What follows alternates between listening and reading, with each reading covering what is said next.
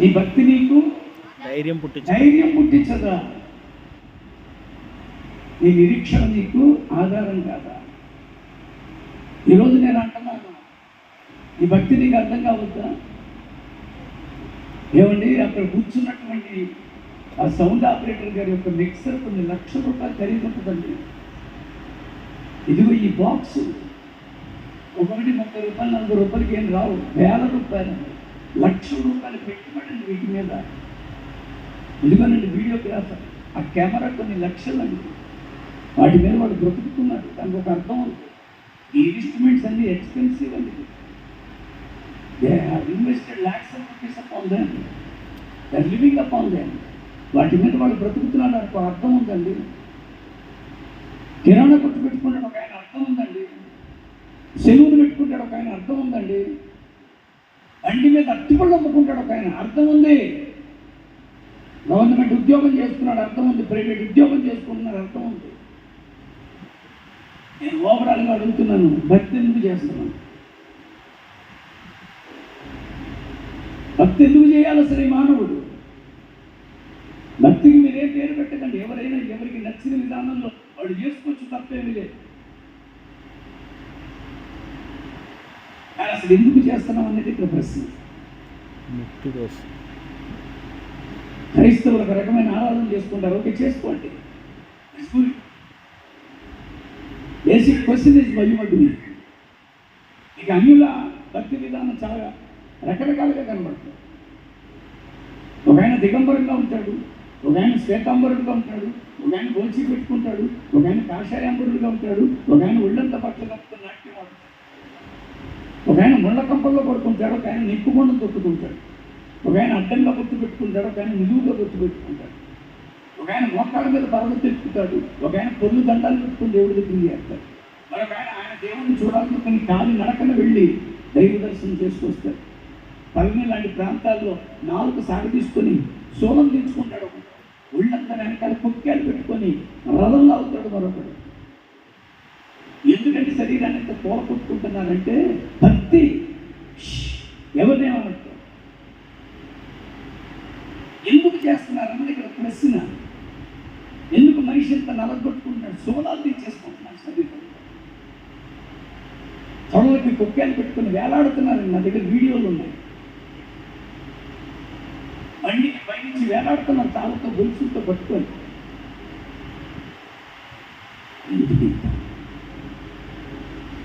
నేను అడుగుతున్నాను ఓవరాల్గా భక్తి అసలు ఎందుకు చేస్తున్నారు ఒక్కరు చెప్పండి, నేను ముగిస్తాను. లేదంటే తెల్లవారు చెప్తున్నాను. ఎందుకు భక్తి? కూర్చొని వింటున్నారు కదా, గంట నుంచి చెప్తున్నాను కదా, ఎందుకు భక్తి? భక్తి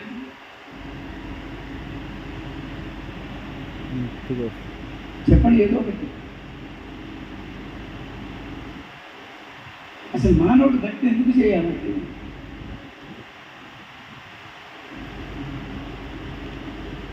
మీకు ఇదేమో అర్థమవుతుంది. నా భాష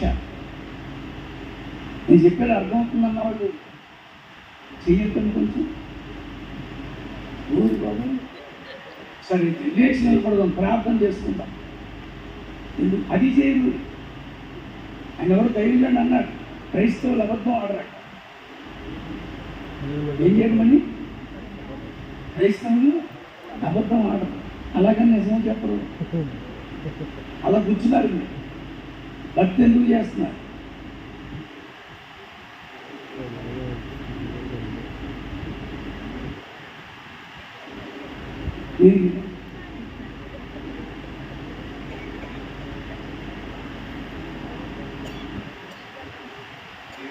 అయ్యో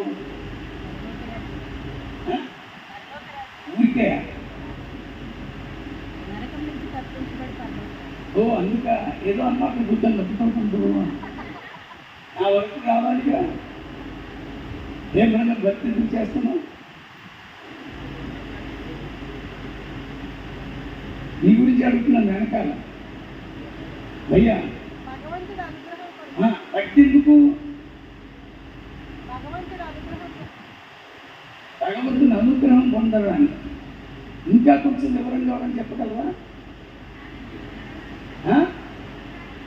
దేవుని రాజ్యంలో ప్రవేశించడానికి దానినే పరలోకం అన్నారు, దానినే స్వర్గం అన్నారు, దానినే వైకుంఠం అన్నారు, దానినే కైలాసం అన్నారు, దానినే మోక్షపదం అన్నారు, దానినే పరంధామం అన్నారు. అంటే ఈ భక్తి చేస్తున్న మానవుడు ఈ భక్తి యాత్ర పూర్తయిన తర్వాత ఇక్కడికి వెళ్ళాలి. ఎవరు వెళ్తారు? ఆ మోక్షానికి చేర్చబడేది ఏది? ఈ వాచ్ నాది, ఈ ఉంగరం నాది, అక్కడ పెట్టుకున్న కారు నాది. ఇలా నాది అని చెప్పడానికి నా దగ్గర చాలా ఉన్నాయి, మీది అని చెప్పుకోవడానికి కూడా మీ దగ్గర చాలా ఉన్నాయి. కానీ మీలో ఒకటి ఉంది, నాలో ఒకటి ఉంది. అది మీది కాదు, నాది కాదు, అది కేవలం దేవుడిదే. అది ఆత్మ. ఈ ఆత్మ అక్కడికి చేరాలండి. అందుకని ఈ ఆత్మకి శుద్ధి అవసరం.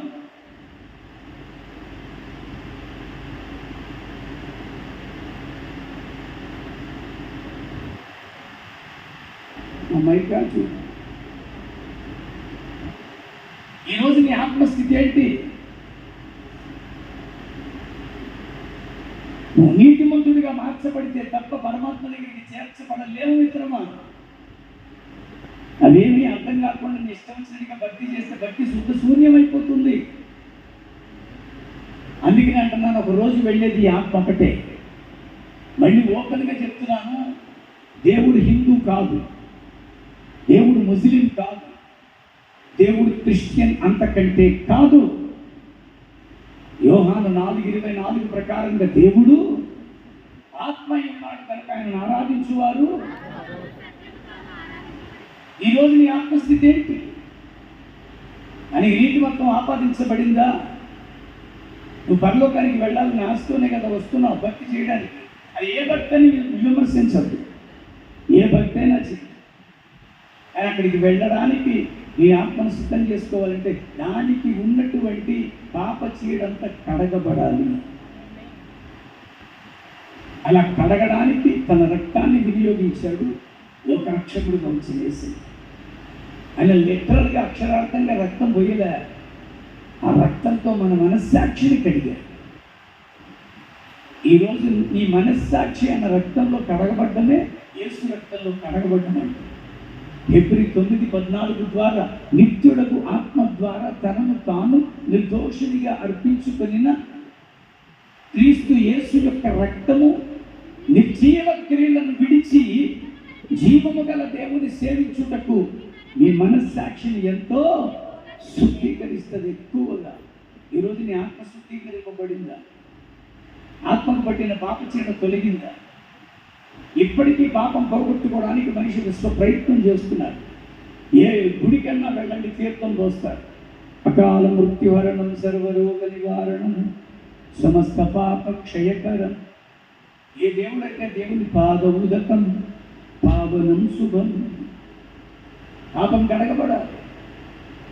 నేను ఇలాంటి వేదికలకి ఒక 2 రెట్లు వేదికల మీద అయ్యప్ప స్వామి భజనలు చేసినాను. 590 మండపాలు కట్టేవాడిని, పడిపాట పాడేవాడిని, చండే అనే వాయిద్యాన్ని వాయించేవాడిని. అలాంటి భక్తులు 27 సంవత్సరాలు గడిపారు. చివరిలో ఒక మాట అంటారు, அறிஞ்சும் அறியாமலும் தெரிஞ்சும் தெரியாமலும் நாங்கள் செய்ய எல்லா பாவங்களை பொறுத்து காத்து ரட்சிக்கும் சத்தியமான பொண்ணு 18ஆம் படியில் வசிக்கும் హరిహర సుధనానంద చిత్తనయ్యనయ్యప్పన్. అర్థం కాక ఆలోచిస్తుంటా. తెలిసి తెలియక మేము చేస్తున్న ప్రతి పాపము నుండి కాచి కాపాడి రక్షించు. ఎవరి రక్షకుడు? ఇప్పటికీ మీరు ఏ దేవాలయానికైనా వెళితే ఆ దేవాలయంలో ఉన్న పూజారో పురోహితులో పంతులు గారో మీ చేతిలో పుష్పం పెట్టించి ఒక మాట అంటారు, యాని కాని పాపాన్ని by any means where under sin జన్మాంతర కృతాని చ తాని తాని ప్రణశ్యంతి ప్రదక్షిణం వదే పదే. దక్షిణం అంటే కుడివాడు. పాపోహం, నేనే పాపాన్ని. పాప కర్మ, నా కర్మలు క్రియలు పాపం. పాపాత్మ, నా లోపల నా ఆత్మ పాపం. పాప సంభవ, నా సంభవమే పాపం. త్రాహి మాం కృపయా దేవ, కృపను కలిగి ఉన్నవాడు. ప్రపంచంలో ఏ పుస్తకం చదవండి, నా కృప నీకు చాలు అన్న మాట దొరికే ఏకైక స్థలం ఈ బైబిల్ గ్రంథం. ఆ కృప దగ్గరికి రండి.